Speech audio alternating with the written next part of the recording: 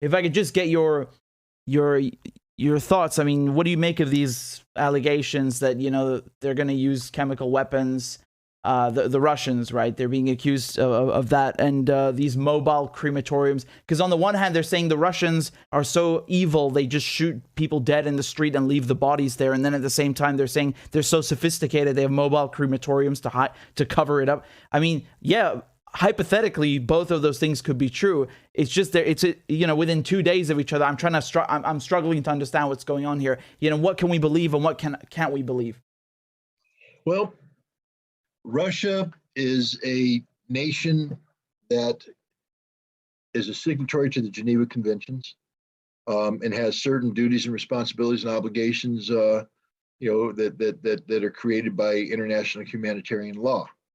And it's incumbent upon Russia, just like it is incumbent upon any warring party, to fully investigate any potential allegation of war crime. Mm-hmm. And one of the key aspects of an investigation is preservation of evidence. And the body is perhaps the best evidence of a war crime. The body contains inherently the evidence of time of death, nature of death, things of that nature. So if you're going around cleaning up the battlefield of civilian bodies and you're burning them without adequately recording every aspect of a potential crime, then one could say that you are you're cleaning up, you're cleaning up the crime scene. Mm-hmm. And so if these mobile crematoriums are true, Russia has something to answer for. Why do you have them? What do you use them for? How do you document the bodies that are being burned? I mean, Right. Why are you burning the bodies? Why can't you put them in mass interment, which is common practice, and then later on, after the war is done, you can disinter them and then seek identification of the bodies and return the remains to the families, something of that nature. But to burn them implies that you're afraid of something.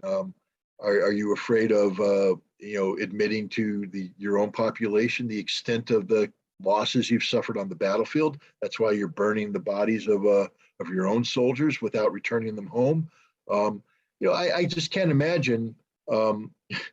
This is why I just don't think it's true. I mean, common sense and logic has to come into place.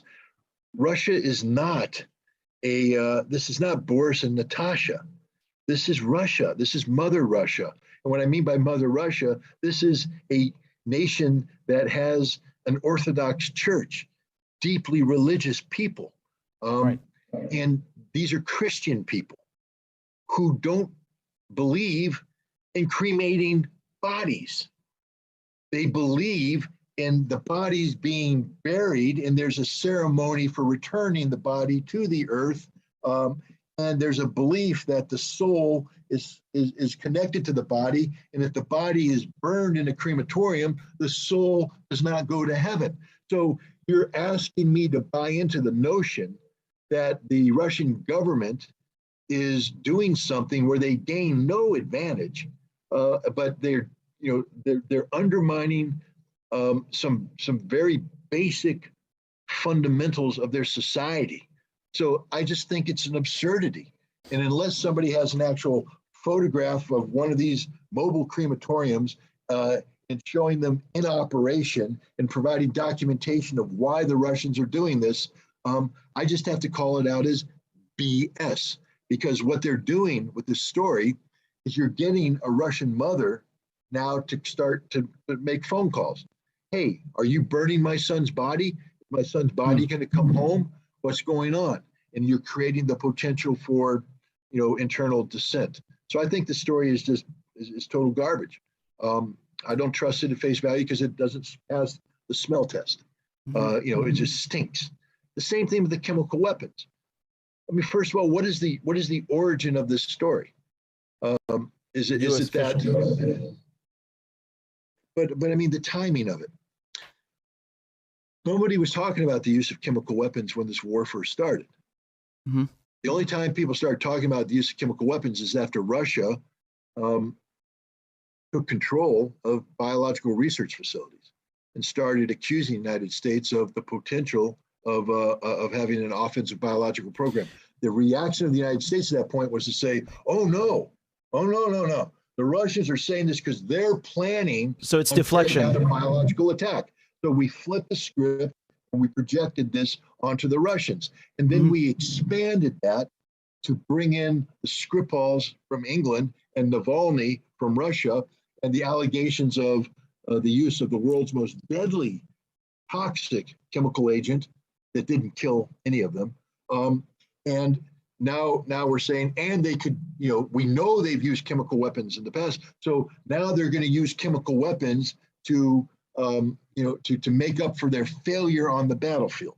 And by doing this now, they've done something very dangerous, because now the Nazis, I don't believe the Nazis in Germany or in Ukraine have the ability to carry out a Novichok-based chemical false flag. I don't think they have possession of that agent. But we now see, for instance, a nitric acid plant being blown up, and in a cloud of nitric acid being released that could have harmed people. Of course, the first thing out of the Ukrainians' mouth was the Russians did this, but the Russians said, no, the Ukrainians did this. The Azov people wired it up and blew it. Now the Russians are saying the Azov people are wiring up a chlorine plant and are going to blow that and create a toxic cloud. And so the danger in the United States and NATO going down this disinformation, propaganda about chemical and biological weapons use is that you now have the Azov battalion and the Nazis believing that they can carry out a false flag event using a lesser toxic substance, and create the potential for the United States now to intervene, because Joe Biden has said the use of chemical or biological weapons is a red line, and there will be a significant reaction. And we've seen that the United States is incapable of telling the truth. We know that the intelligence services say, we're going to say whatever the heck we want as long as we get the outcome that we want. It doesn't matter if it's true, we're just going to say it. So now, and we've seen their past practice in Syria, where they have allowed Syrian rebels to create a narrative of chemical weapons used by the Syrian government to create the conditions for military intervention by the United States, Great Britain, and France. So there's a track record of very bad things coming from the United States failing to be assiduous in its dissemination of intelligence-based information. When it should be that when the United States says something, the world should say, yep, believe them 100%, because they've been right every time before. The United States always tells the truth. Right now, the United States opens its mouth. If I were a bet man, I would bet that they're lying. You know what? If Vegas took that bet, I'd be a rich man, because all the United States knows how to do is lie. We don't know how to tell the truth anymore, because it's all a game of public perception, shaping perception.